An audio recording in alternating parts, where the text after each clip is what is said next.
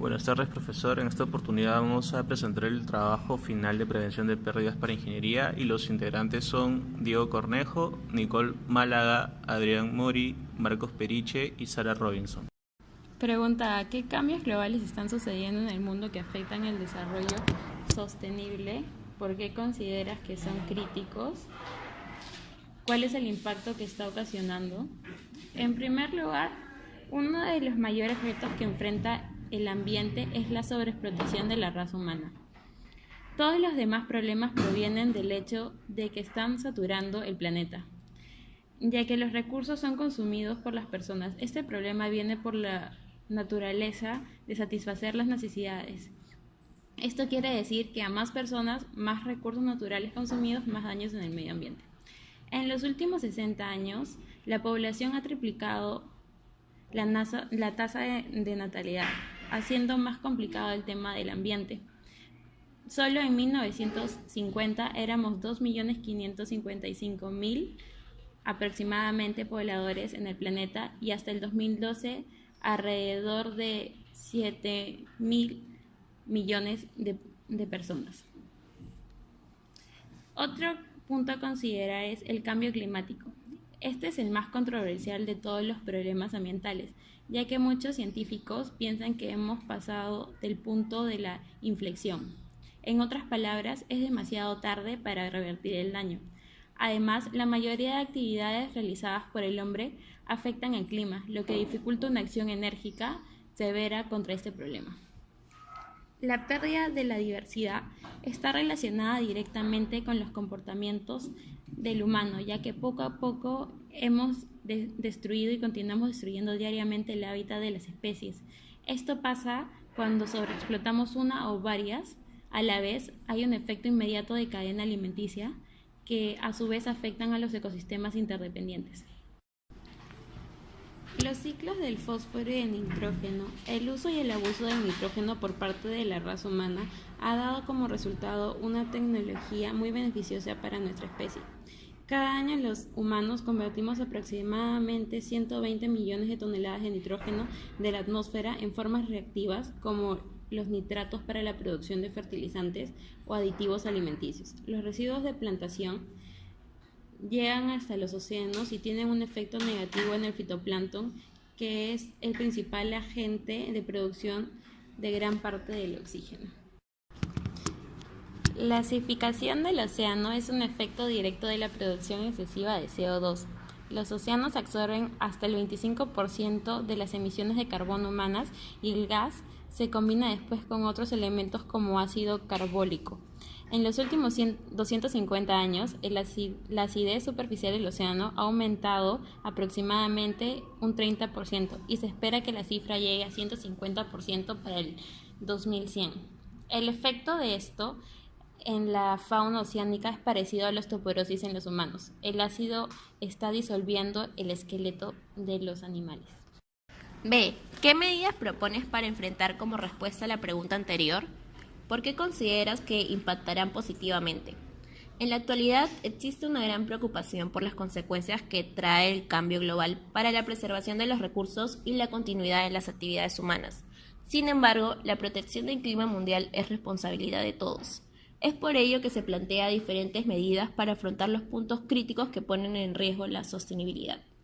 Como primer punto, frente al aumento de emisiones de gases de efecto invernadero por razones de pobreza y sobrepoblación, se debe considerar una estrategia de adaptación al cambio climático y de manejo de la emisión en el mediano y largo plazo, sin afectar el desarrollo económico.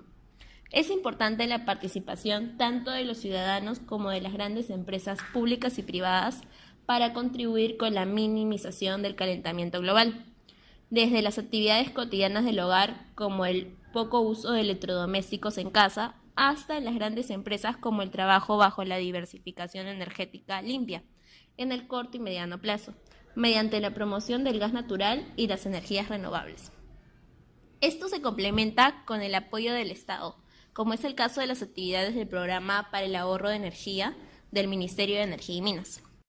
Otro punto a considerar es la aplicación de las 3R, reducir o simplificar el consumo de los productos directos, es decir, todo aquello que se compra y se consume, ya que al obtener menos consumos se reducen los desechos que pueden contaminar y afectar la preservación de los recursos en un futuro cercano. Reutilizar las cosas y darles la mayor utilidad posible antes de que llegue la hora de deshacernos de ellas, contribuyendo también a la reducción del volumen de la basura. Reciclar los materiales al someterlos a un proceso en el cual se puede volver a utilizar, reduciendo de forma verdaderamente significativa la utilización de nuevos materiales y con ello contribuimos también a menos basuras en un futuro. Finalmente, se debe actuar a favor de la preservación de la biodiversidad y en contra de la pérdida de bosques y la escasez de agua, por lo que se exhorta a las comunidades y a las empresas a la aplicación de la ley forestal para promover el manejo de los bosques y la no incentivación de la deforestación. Es importante considerar que la forestación debe ir a la par con el cuidado del ecosistema y el hábitat de las especies nativas para la conservación de la diversidad biológica. Adicional a ello, para actuar frente a la escasez de agua, se debe resaltar el desarrollo de nuevas tecnologías de conservación y almacenamiento de agua. Estas deben hacerse compatibles con una reducción de consumo de energía. Y se debe considerar la reutilización de aguas residuales, ya que con esto se reduce el consumo de agua y mejora la autosuficiencia. Consideramos que estas medidas impactarán positivamente en la adaptación a los cambios globales, ya que tienen una dirección hacia una vida más sostenible, con el fin de buscar la preservación de los recursos y satisfacción de las necesidades actuales, sin comprometer la capacidad para que las futuras generaciones puedan satisfacer las suyas, garantizando el equilibrio entre el bienestar social, crecimiento económico y cuidado del medio ambiente. Pregunta C. ¿Qué está sucediendo ahora y cómo fue hace 30 años? ¿Qué propone para los próximos 20 años de acuerdo al problema de agua en el Perú? Según la FAO, ubica al Perú a nivel mundial en el puesto 17 en el ranking de disponibilidad de agua por persona, y el Banco Mundial nos ubica en el puesto 14 en oportunidad de acceso al agua en América Latina. Un aspecto importante al hablar en este punto es que nosotros somos un país muy rico en recursos hídricos, y este recurso se está convirtiendo en un recurso escaso debido a los factores como la deforestación, el calentamiento global producido por un planeta que cada vez más está industrializado y sobre todo por el mal uso del agua. Mientras que las personas hacen un mal uso del agua, las ciudades siguen en crecimiento poblacional, la industria agroexportadora se ve estimulada por grandes proyectos que van acompañadas de tratados de libre comercio, y todas estas acciones promueven un aumento progresivo cada vez mayor del consumo de agua. Asimismo, hablando específicamente de la ciudad más poblada del Perú, Lima, que cuenta aproximadamente con 10 millones de habitantes, tiene un consumo promedio de 170 litros por día por habitante de consumo de agua. Este consumo es principalmente usado en quehaceres de los hogares, y también está considerado el factor de mantenimiento que no se da y las fugas y las conexiones clandestinas que existen actualmente en la capital y en todas las ciudades costeñas. También es muy importante mencionar que tenemos el problema a nivel global como el calentamiento global, que influye directamente en el descongelamiento de los glaciares. Según el Instituto Nacional de Investigación de Glaciares y Ecosistemas de Montaña, el Perú ha perdido más del 50% de sus glaciares en los últimos 50 años. Esto quiere decir que en los próximos 50 años vamos a perder probablemente el 50% de los glaciares restantes. Entonces, los estudios indican que aproximadamente para el 2030 pues se va a empezar a percibir esta escasez en el país. Con respecto a lo que se propone para los próximos 20 años, se va a mencionar lo siguiente. Se debe gestionar políticas ambientales que administren y protejan las aguas subterráneas, ya que éstas puedan servir como futuras reservas ante problemas de sequías que pueda haber en las ciudades costeras. Eh, el Estado debe impulsar políticas de cultura en donde se enseña a niños y adolescentes a cuidar y reaprovechar el agua con sus comunidades. Se debe realizar políticas ambientales para el uso y aprovechamiento de los ríos costeros como el río Rímac y el río Chillón. Implementar mecanismos y herramientas que puedan aprovechar las aguas del deshielo, ya que estas aguas no son aprovechadas por los agricultores principalmente, y estas aguas viajan por los ríos hasta el mar, en donde finalmente desembocan y nunca logran ser aprovechadas. Se debe planear también ejecutar proyectos de canalización y depósitos en lugares estratégicos de algunos ríos, de los principales de las costas, con el objetivo de tener reservas de agua para problemas como las sequías. Medida que deben tomar las personas para el cuidado del agua. Hoy en día en el mundo se desperdicia una gran cantidad de agua, sin pensar en las consecuencias que van a tener las futuras generaciones. Es por ese motivo que mencionaremos algunas medidas que las personas deben tomar para no desperdiciar el agua. Sanitario. En el caso de sanitario, se debe revisar periódicamente que el flotador esté funcionando correctamente. No se debe usar el sanitario como basurero ni como depósito de pañales. Poner dentro del tanque un ladrillo, una bolsa de plástico o una botella. De esta manera se ahorrará agua. Para el caso de limpieza personal, se debe tomar un baño de 5 a 10 minutos como máximo y cerrar la llave mientras se enjabona. Además, se debe usar regaderas de bajo consumo, de 9 a 15 litros por minuto, comparada con una regadera convencional de 26 a 30 litros por minuto.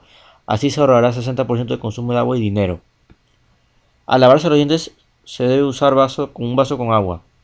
Con esto se ahorrará 40 litros en cada ocasión. Para el caso del jardín, es recomendable regar las plantas después de las 8 de la noche. Así se gastará menos agua ya que se retiene mayor humedad. Aparte, se debe regar el jardín una vez por semana y con agua de reuso. Para el caso de limpieza de casa, se deben jabonar los platos con una sola tanda, no de uno en uno. Así se ahorrará 25 litros de agua por enjuague. Se debe retirar los restos de comida y grasas antes de lavar los trastes. Así se empleará menos tiempo en esta actividad y se ahorrará más agua. Al cocinar se debe hacer con poca agua. Y además no se debe usar el agua para descongelar algunos productos. Para el caso de lavandería, se debe usar caras completas en la lavadora, evitar lavar solo una o dos prendas ya que se gasta luz, agua y detergente. Y por último, usar detergentes que no contaminen el medio ambiente. Y para el caso del lavado de auto, no utilizar manguera para lavar el auto. ¿Qué sucedería si no se implementan estas medidas? El agua está presente en la vida de todo el planeta. Por ese motivo, al no gestionar una medida o ley para el cuidado del agua, esta se podría acabar. Y al acabarse el agua, las temperaturas del planeta serían muy bajas y altas, por lo que ningún ser vivo podría vivir. Además, el 75% del planeta está cubierto con agua y la mayoría es salada. Solo aproximadamente el 3% es agua dulce y parte de ella está congelada en los glaciares e icebergs. El agua es esencial para la supervivencia de los seres vivos y ello lo convierte en un recurso muy valioso que debemos de conservar y compartir entre todos.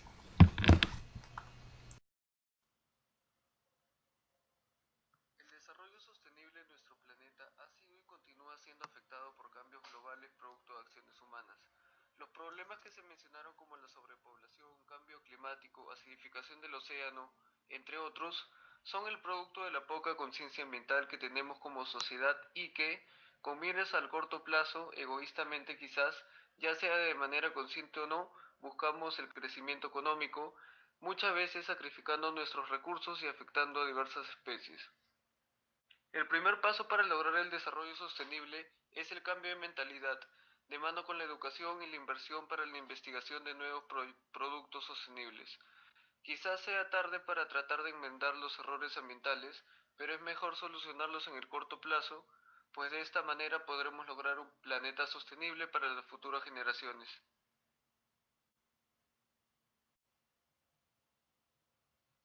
Es complicado regular a las empresas manufactureras de mediana y gran envergadura, pues siempre van a priorizar su crecimiento económico frente a la disminución de la emisión de contaminantes al ambiente, muchas veces apoyados por los gobiernos del momento, ya sea por acuerdos no éticos. Sin embargo, a pesar de este gran problema que escapa de nuestras manos como sociedad, nosotros mismos podemos empezar con la contribución al desarrollo sostenible desde nuestros hogares. Por ejemplo, a través del uso correcto de agua, así también como cuidando la corriente eléctrica que usamos en nuestras casas, pues la generación de esta proviene de diversos medios que lo más probable es que no se generen a través de energías limpias, como por ejemplo la eólica, la fotovoltaica, entre otros. Finalmente, se recomienda educar a todas las generaciones para que tomen conciencia del gran problema en el que nos encontramos.